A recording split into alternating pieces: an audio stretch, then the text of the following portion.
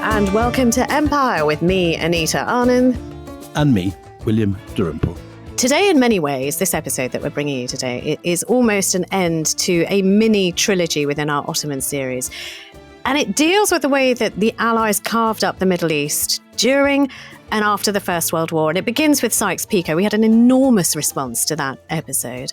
It continued last week with Lawrence of Arabia. Again, a huge response from you and the Arab Revolt. And hopefully, if you've got questions on this, we'll be dealing with those in a special Q&A session.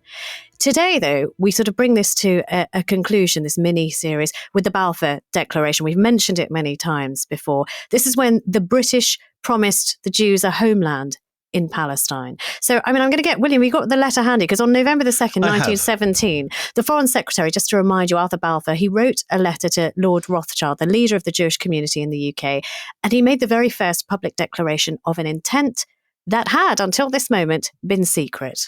His Majesty's government view with favour the establishment in Palestine of a national home for the Jewish people, and will use their best endeavours to facilitate the achievement of this object, it being clearly understood that nothing shall be done which may prejudice the civil and religious rights of existing non-Jewish communities in Palestine, or the rights and political status enjoyed by the Jews in any other country.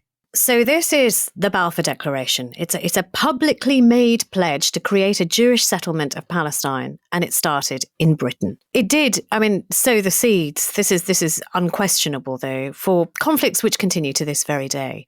So for Jews, it's a glorious moment that started them on the journey towards statehood. For Palestinian, it marks the beginning of a dispossession and exile. In the words of the Jewish writer Arthur Koestler, one nation solemnly promised to a second nation the country of a third. Very good. It's a very, very good quote.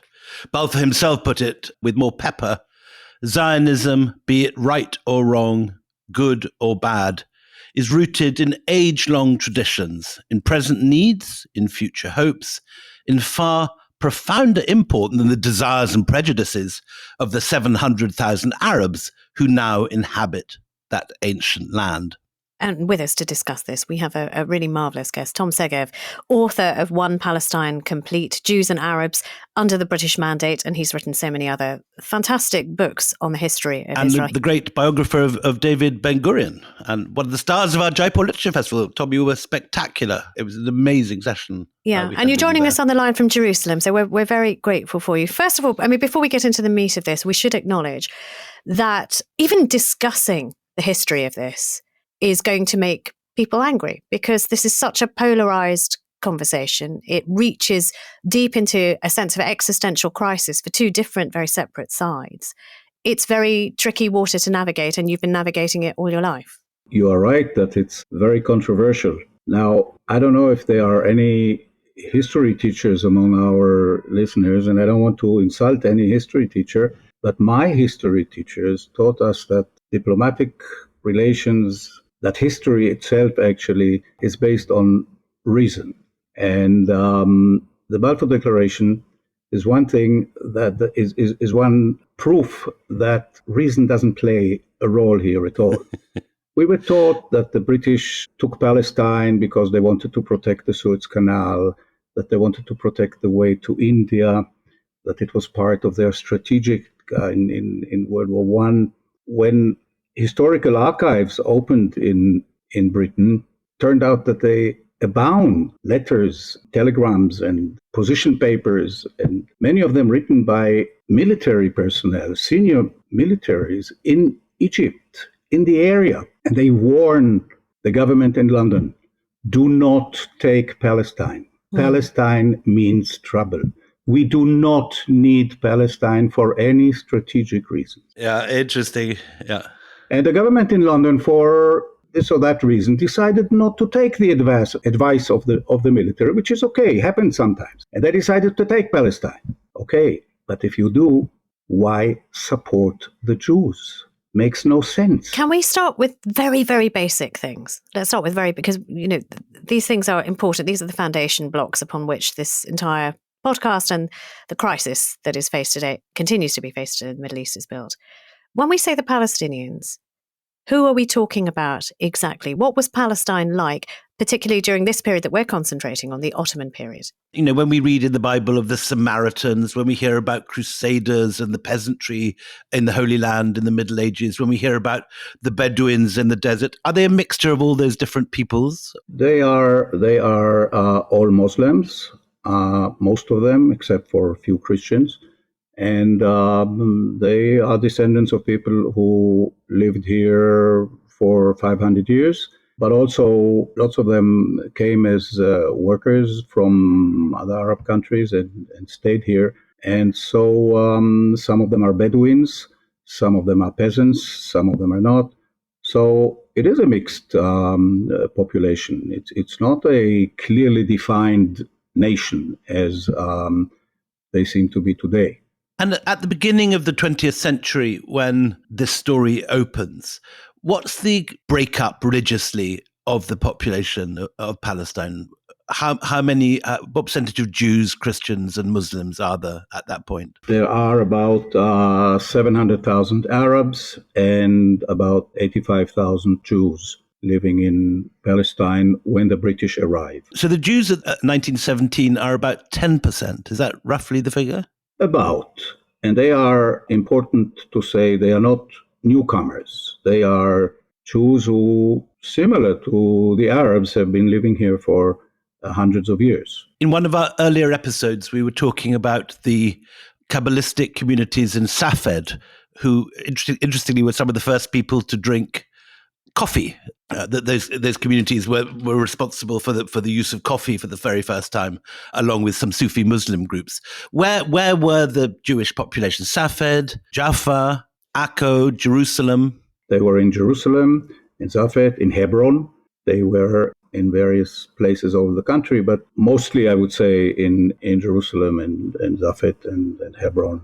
And again, we're sort of referring back to a previous episode in this podcast, but I know that William Evliya Çelebi, who we've spoken about, he has a rather, I think, really interesting, instructive even, description of Palestine at the time. So Evliya Çelebi, when he visits on his journey through in the late 16th century, looks at Palestine from the point of view of a pious Sufi.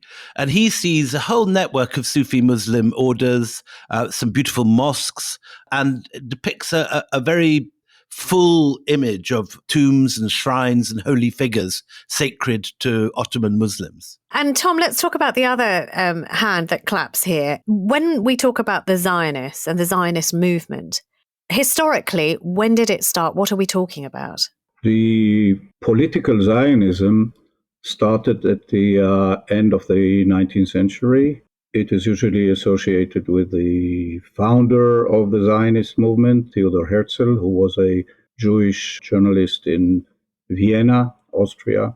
And he founded the movement based on the assumption that Jews are a separate nation among the nations, not only a religion, but a nation. And that the only way to end their long, long history of thousands of years in exile. They were exiled from Palestine by the Romans, supposedly. And the only way to end that is to move them to a state of their own. Right. I mean, he referred to it as, he called it Der Judenstaat, didn't he? And he talked about the restoration. It wasn't the creation, it was the restoration, he used the word, of the Jewish state. Restoring national existence in Palestine. It isn't just Palestine, is it? There are various other territories which are discussed, at least initially, by Herzl and the early Zionist movement. They talk about Uganda as a possible home for the Jewish people, and even the Yemeni island of Socotra. They talk about it, but they don't adopt that as a name. They talk about Uganda, or actually East Africa, not really Uganda, but somewhere in East Africa, as a result of the pogroms in the Ukraine. Yeah. The need is immediate. The Jews need a safe haven immediately. So even Herzl says, well, we Zionists have been able to negotiate with the British, and they're willing to give us that spot in East Africa. And the majority of the Zionist movement, the Zionist Congress, they sent some people over there to check the place, but they do not accept that. So Zionism never gave up the idea of having a state in Palestine. And then there's an attempt in 1896 when Herzl actually tries to buy Palestine from the Ottoman Emperor Abdulhamid. That's right. He tried to buy it. He tries to bribe him. He tries everything. He talks to heads of state, and he does everything he can. He was a very, very influential journalist. But Abdulhamid turns this idea down. He said, I cannot sell even a foot of land, for it does not belong to me but my people. My people have won this empire by fighting for it with their blood and have fertilized it with their blood. We will again cover it with our blood before we allow it to be wrestled away from us. Because it's holy to the Muslims and the Christians and the Jews. That's the problem we still face today. We ought to just sort of, for a moment, discuss what's going on in the rest of the world. I mean, Jewish people have, at this time, a litany of very valid complaints about pogroms going on in Eastern Europe, about being persecuted. You refer to the Romans, even, sort of Richard II here, the Jewish people were not kindly treated in many parts of the world, were they? They were different times. There were times when, and in different countries, it's not one story of the Jews. Jews were treated differently in different countries, in different points of time. The one thing they do have in common is that almost everywhere, at some time, they were discriminated against, they were persecuted, they were slaughtered for the sole reason of being Jews. That can be Jews as a religion. It can be Jews as economic competition for somebody else. That can be Jews, especially later in time, Jews as a different race. Jews are probably not a race in the way we use them today, not in England. In England, it's even more confused because sometimes you say race when you mean a nation. So that makes it even more difficult. And obviously hugely varied types of people, from the Rothschilds hanging out with Lord Balfour in Mayfair through to kind of Yemeni goat herds in distant Yemen. Give us a picture of the diaspora at the beginning of the 20th century. Jews live in every country, and in every country, there are at least some Jews who try to be part of the national identity or the collective identity, but in many countries are different identities. So what do I belong to? In Germany, I want to be a German. In Yemen, I am obviously like a Yemen, but my religion is different. So my origins are different. Okay, so I'm not religious at all. So somebody else will not recognize me as such. I'm like a German. The Germans don't recognize you. I'm an Englishman. But the English don't recognize me. I'm an Indian. I live in Cochin. Well, enough people in India who don't recognize each other as Indians. But Jews are living everywhere. There are about maybe 12 million Jews in the world, or 10 million Jews in the world, and they live everywhere. Yeah, but as you say, there's a long history of Jews being persecuted and, in your words, slaughtered in cases just because they are Jewish. Some people do believe, though, that Herzl's trigger, the reason that he started calling for a Judenstaat, that there should be a homeland for the Jews, was this anti-Semitism that swirled around the Dreyfus affair. At that time, how many people were calling, as he did, for a Jewish homeland? Not many. I think it's important to know that Zionism never attracted a majority of Jews. Not even after the Holocaust, not even today. Today, at most half, but probably a little less than half the Jewish population of the world lives in Israel. So most Jews have decided not to fulfill the Zionist dream. And I think that's important. And there are some, as the Balfour Declaration is beginning to be discussed in London, and the idea of a Jewish homeland, there are some Jewish figures in government, such as Montagu, who worry this will be a trigger for anti-Semitism and are very suspicious of the idea. Montagu was a cabinet minister, and he was arguing with another cabinet minister who was Herbert Samuel. And Herbert Samuel advocated Zionism, and Montagu feared that if the Jews say that they do not belong to the British nation, then why would the British nation accept them as Jews? And so that is, in fact, an idea which even Herzl expressed. He said the anti-Semites will be our biggest allies because they will chase us out. They will chase us out. We will have no alternative but to go to Palestine. Montague calls Zionism a mischievous political creed that would promote anti-Semitism. That's the quote from him. And yet, you have this. I mean, let's get back to Balfour, because this is all about the Balfour Declaration. One thing that was astonishing to me, we just did an episode on Sykes-Picot, and Balfour was the man in the room who's digging his heels in, saying, "This is a bad idea, guys. You don't just arbitrarily draw a line in the sand and decide what nations are going to be created." He is articulating every worry that seems to go out of the window when it comes to this particular declaration of creating a state of Israel. Let's talk about that a little bit more. The story of the Balfour Declaration is so fascinating because it indicates a completely irrational decision. It reflects the idea that we need the Jews as allies in World War I because they are so powerful. Obviously, the Jews are behind the Russian Revolution. Obviously, the Jews control the banks, control the media. The Jews will decide whether or not the United States will join in World War I. And so we need the Jews as allies. And that is completely fiction. That the Jews have absolutely no influence anywhere as Jews. So anti-Semitic ideas in the sense of Jewish power actually promote this. Exactly. That's an anti-Semitic attitude. But it's an admiration also. They fear the Jews and they admire them. Now, why do they admire them? Because the Jews are the people of the Holy Land, of Christianity, of God. And Balfour, and also David Lloyd George, the Prime Minister, they are devoted Christians and they are Christian Zionists. They dream of returning the Hebrew people to their country. And that is quite amazing. That also explains why people like Chaim Weizmann, who's represented the Zionist movement, was treated as if he's king of the Jews. And why there is a scene where Weizmann is invited to dinner at Balfour's house. And at the end of the dinner, Balfour walks Weizmann home in London. And when they get to Weizmann's home, Weizmann goes with him back to his home. And then when they get to Balfour's home, they go again. So they go up and back and forth on the street of London. And the next day, in the cabinet meetings, you can read the sentence coming from Balfour, "I am a Zionist." Why are you a Zionist? Why are you a Zionist? Very strange. So it's this combination of admiration and fear, of pro-Jewish and anti-Jewish.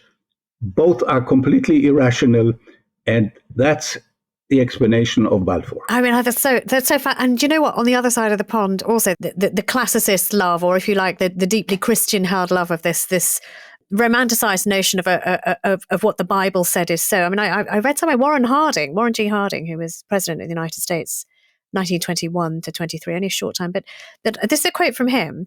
"It's impossible for anyone who has studied all the service of the Hebrew people to avoid the faith that they will one day be restored to their historic national home and there enter a new and yet greater phase of their contribution to the advance of humanity."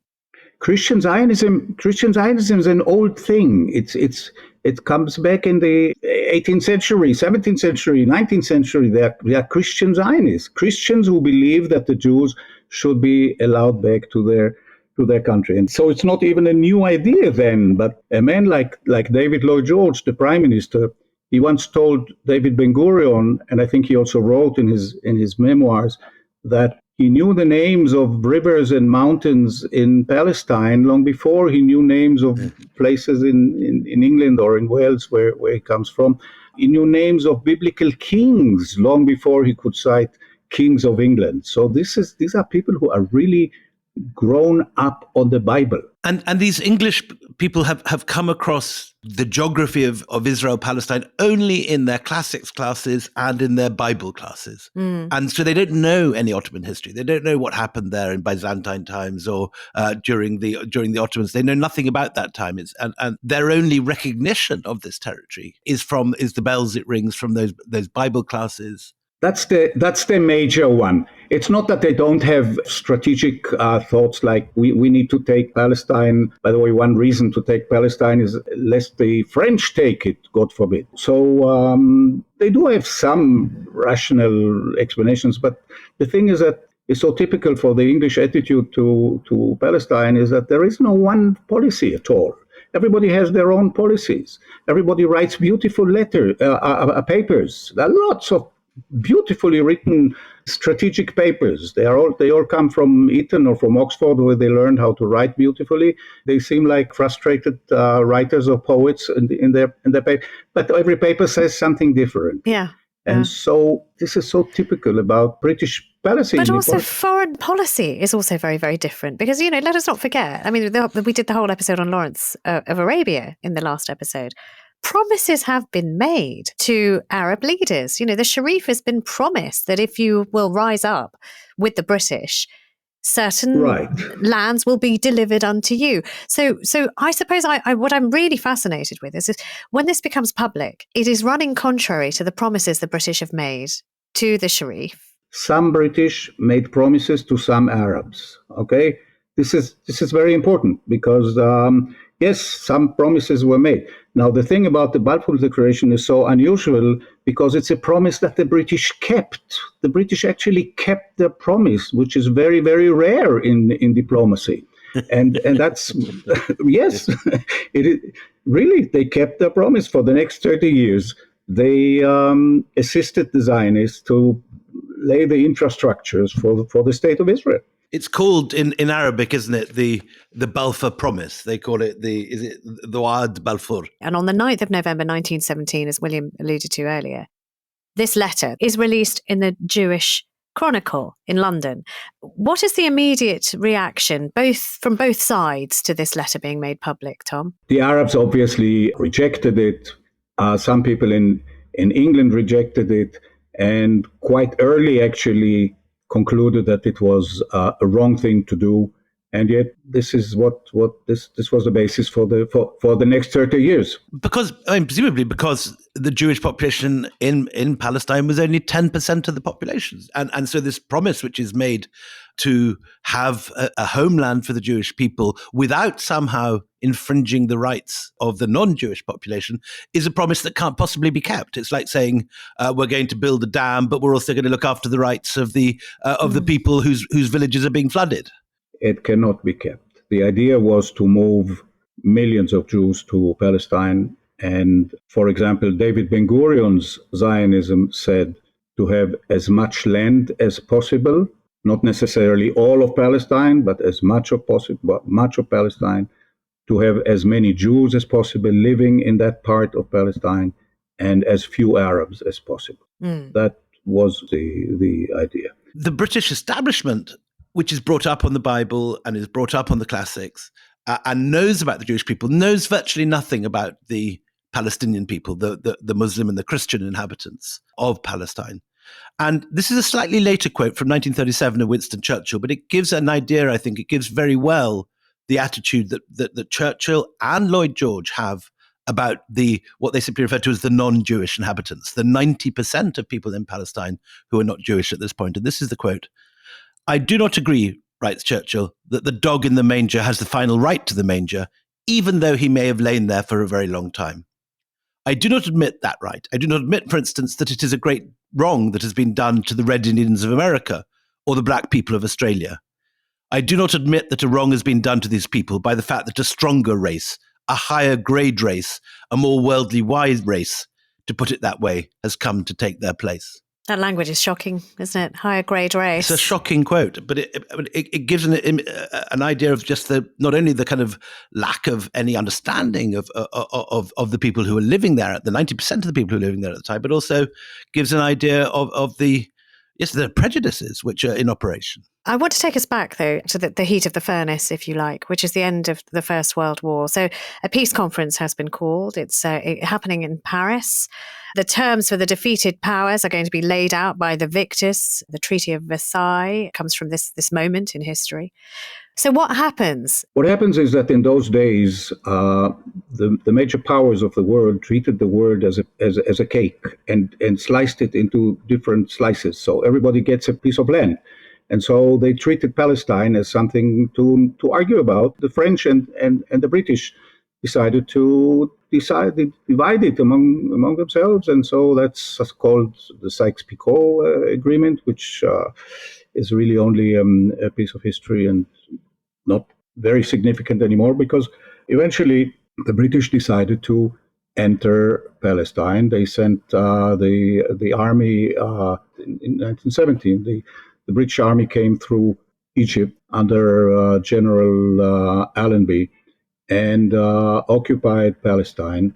And when they came, the entire population received the British as liberators, Arabs and Jews alike, because the last years of the Ottoman rule in Palestine were terrible for everybody, with very, very cruel oppression, hunger.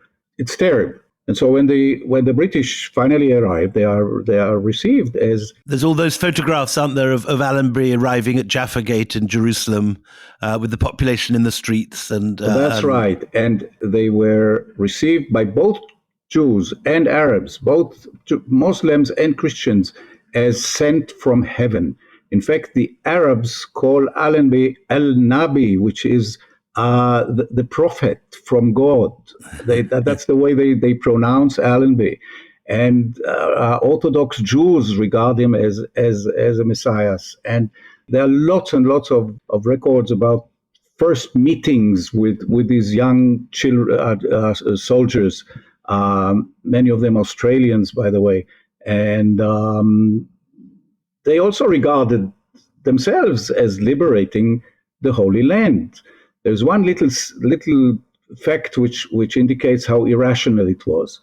David Lloyd George ordered Allenby to take Jerusalem before Christmas.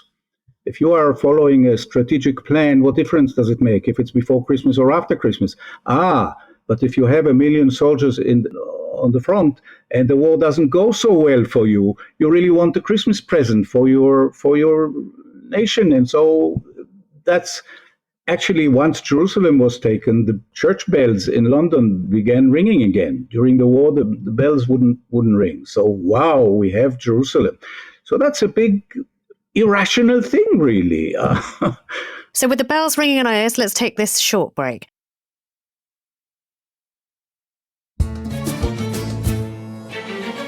Welcome back. So before the break, we had the church bells ringing in London. And what does that actually look like and feel like to the people who are living in the region, Tom? What are they expecting for the next few years? Because the British still have a mandate to run Palestine. First of all, they expect restoration of normal life, because life under the Turks at the end was terrible. And so they receive the British as liberators. By the way, when the British arrive, most people in Palestine don't know yet about the Balfour Declaration. But after a few years of military rule, a civil administration is being created under the British. British create some bodies for Jews and Arabs to rule themselves, limited.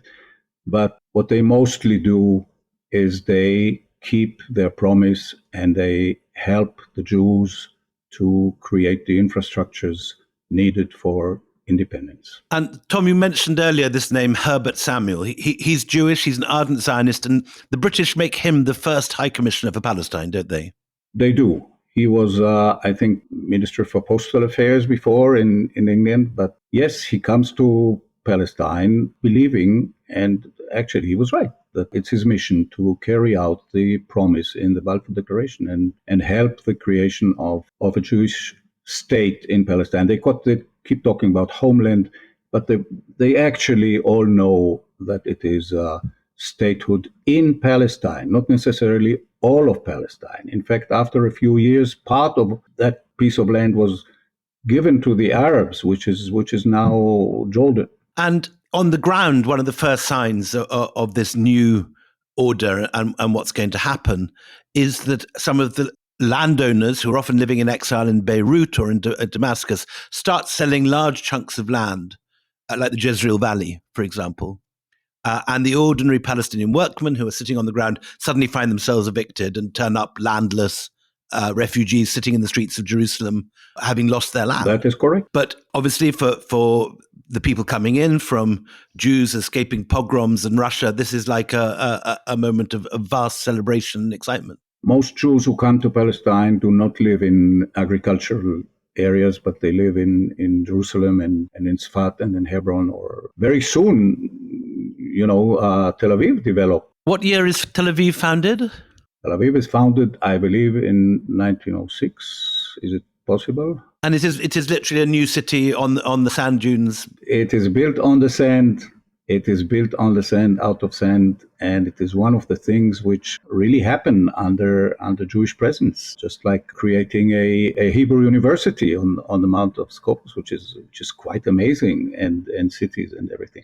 So this was all developed, and people come from all over the world, mostly as refugees. Jews in Eastern Europe, for example, prefer immigrating to America.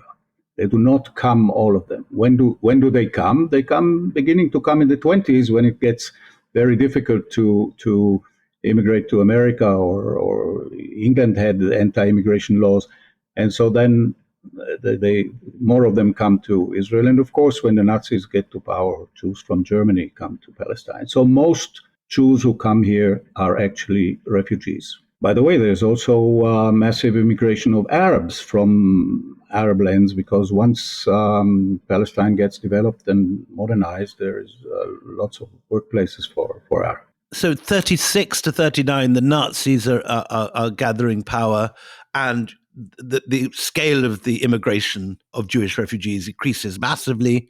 But you also get, even before this, the beginnings of Palestinian resistance to this. Talk to us about the Great Revolt. The Arabs gradually develop their own national aspirations, and gradually develop means to fight for their independence. So they called it Arab Revolt. So lots of different names, but in 1936 they actually begin a whole series of strikes, and they regard the British as enemies. And that is not really true. But of course, once they conduct actions of resistance, the British put them down very harshly, the way they did it in other colonies. What kind of thing, Tom? What kind of thing do the British do? Arbitrary arrests, curfews, destruction of houses, torture, expulsions. Extrajudicial killings, collective punishment, even aerial bombardment at times. Whatever you do to fight terrorist resistance. 20,000 Palestinians are killed at this point, and villages reduced to rubble. And this takes, in a sense, the main military strength of the Palestinians is crushed just before they're going to need it in 1947-8. That many of their leaders are exiled, many of their fighting men are killed or jailed or expelled. The Palestinian Arab society in Palestine is weaker than the Jewish society. For example, there is no compulsory education among the Arabs. Lots of Arabs don't read and write. So the Jews have a much more modern and better organized society. But I think I have the question of the British is very interesting. Some say they were pro-Arab and anti-Jewish, or anti-Jewish and pro-Arab, or whatever they were. And the truth is that they were pro-British. And there is a story of an official who wears an Arab turban on his head when he talks to Arabs, and a European hat when he talks to Jews. And he once finds himself in a clash between Jews and Arabs, so he hurries to the next telephone and asks his superior, "What hat do I wear here now?" And his superior says, "Wear them both." Now, at the end of this whole story, there is a British official who is really fed up with everything that happens here. And he says, "I dislike them equally.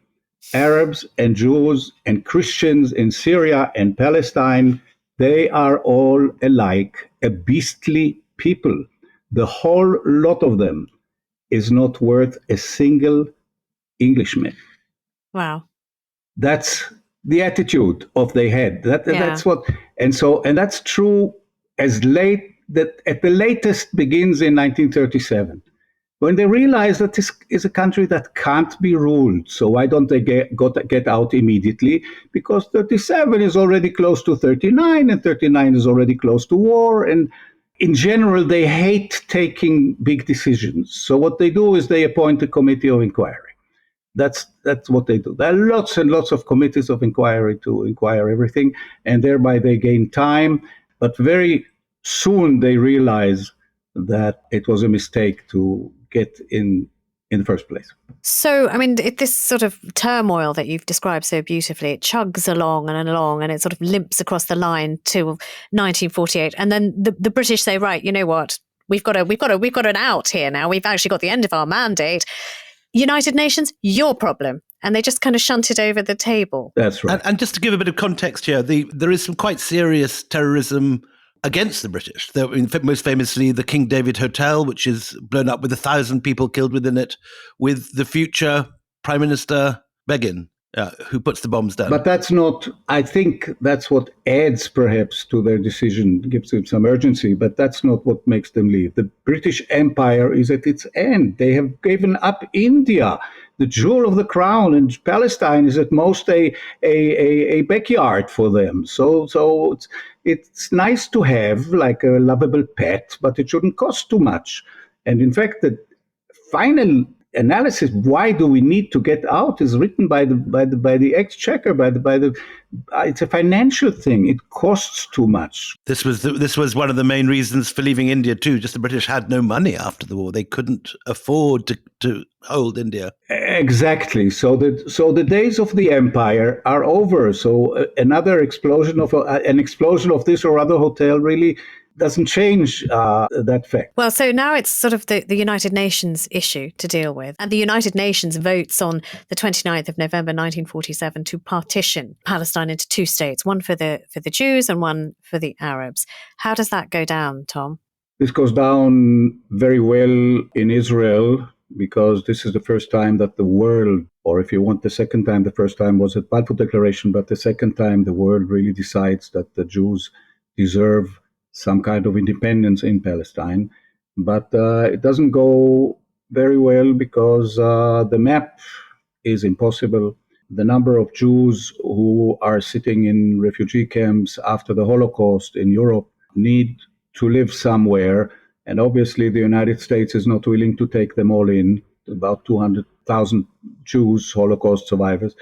And so the inevitable really happens, and that is a war between Israel and the Arabs, not only the Palestinians, but also Arab countries. This is inevitable, if you want, beginning in 1917. If you look at it historically, that's the sad truth. It had to lead to war. And when these Arab nations are all, in a sense, all looking for their own interests, all mutually distrustful, the troops in Lebanon and the troops in Egypt don't trust each other. The Transjordan is busy trying to make a deal to take over what will become known as the West Bank, and following his own interests and trying to reach an agreement with the Israelis to let him have that territory. So it's a mess. And in the middle, the ordinary Palestinians are caught in the middle of this. And they call this the Nakba, the catastrophe, don't they? Yes, it is a catastrophe. And it is the major element of the Israeli-Palestinian conflict still today. Now, the truth about the Nakba is that Arabs left, Arabs escaped, Arabs were forced to leave, forced to escape, driven out. All of this happened in different points in time, in different places. Tell us about Plan Dalet, which one reads a lot about, this plan to begin to, in modern terms, ethnically cleanse a lot of the Palestinian rural population. No, there is no written order to expel all Arabs. There is a plan, a military plan that takes into account the possibility that these or other villages will resist, and in that case, if they resist, the village has to be destroyed and the people expelled. But interestingly enough, there is no such thing as an overall. There is no paper that says we need to expel the Arabs. What does exist is the general concept and the general aspiration expressed, for example, by David Ben-Gurion. We have an expression in Hebrew which we had a very difficult time to translate to English when my books were translated to English, and that's the spirit of the commander. The commander radiates that wish, and so the commander everywhere in this or that village knows what is expected of him, but there is no written plan. Let's get rid of the Arabs or something. It's in the air. And when you say what is expected of him, what are you talking about? It is expected of him to expel Arabs. Yes, most of them, except for example, Christian residents of Nazareth. Why? Because the New York Times or the Times of London, if you want, they are there, and so we don't expel Christians from Nazareth. But other than that, leave as much land as possible empty of Arabs. But having said that, it is also interesting that David Ben-Gurion specifically prevented the occupation of the West Bank, which is now in Israel, including East Jerusalem, the old city, and including Gaza. Why is he preventing the occupation of these areas? Because they are by now filled with refugees. So he says to himself, "We've just gotten rid of them. Why would I occupy them again?" And that, I think, is the major difference between those days and 1967, when we occupied all these. Yeah. So, I mean, after this conflict in the Middle East, this conflagration dies down. I mean, what we're left with is 750,000 Palestinians estimated. That's more than half the population who are rendered stateless. I mean, they're refugees. And the name Palestine is effectively wiped off the map, isn't it? It's no longer an entity. No, half of it is occupied by Jordan. Jordan also did not give the Palestinians independence, and many Arab countries kept the refugees and refugee camps as a weapon in the conflict. So that is also not really fair to the Palestinians. So the Palestinians are really victims of the situation. And no one is really representing their interests. The Emir of Transjordan is looking after his interests. The British just want to get out. The Israelis want their state. Nobody is representing them. To me, one of the even worse elements of that tragedy is that they were not allowed back. I mean, you can argue with Israel, how did it happen that so many people actually were gone? But the major point is that Israel never allowed them back. So Israel, to the present day, says where they actually run away or escaped or hoping to come back and defeat the Israeli army or something. But the fact is that they were not allowed back. Can I read you two quotes? I mean, we're coming to the end of our time together, and it just perhaps might be useful for you to use as a springboard as to where we are today and whether there's any glimmer of hope in the future for peace in this region. This is attributed to David Ben-Gurion in 1948, and it speaks to what you've been just talking about. We must do everything to ensure the Palestinians never do return. The old will die, the young will forget. And that's from David Ben-Gurion, they say, in 1948. Benjamin Netanyahu has said much more recently that this is the crystallized situation, is that if the Arabs put down their weapons today, there will be no more violence. If the Jews put down their weapons today, there will be no more Israel. So we're sort of in between those two points in time. What do we see as the future? The first quote is so interesting because it comes from a man who leads a national movement of people who have not forgotten their homeland for 2,000 years. So why would the Arabs forget theirs? That's a really quote which also is not typical of Ben-Gurion, because nobody was more aware of him that the Arabs do not forget and want to come back, and if they can, they will come back. So that's an unusual quote from him. Ben-Gurion said lots of different contradicting things. I don't know how the conflict can be solved today. If we had this conversation 40 years ago, I would probably tell you that by now we have given back Arab territories to the territory Arabs and they have their state, and all the conflict is history. I was very optimistic at the time, and I do not believe in it anymore. I just don't know how. There are lots of people all over the world who know exactly how to solve this problem, and I don't really see how it can be solved. Tom, we recently had the anniversary of the Balfour Declaration, and there was a very muddled response even now to this in Britain. Boris Johnson, who was then Prime Minister, celebrated it as a great achievement of the British, that they'd, in his words, laid the foundations for a Jewish state. But do you think this is something that the British should be proud of or ashamed of, or both? I mean, because we have led to, I mean, the Palestinians were 90% of the population when we took over in 1917. And when we left, they were largely refugees in refugee camps. And we didn't honor the promise made in the Balfour Declaration that the non-Jewish population would not have their rights threatened. Those rights have been systematically thrashed, both under the British and subsequently. How should we look on the Balfour Declaration now? It was very controversial even at the time, and we should look at it as a really irrational thing. That's what happens when you take decisions under such a strong impact of your beliefs and your hopes and your fantasies, with little knowledge of the territory and no interest in the people that live there.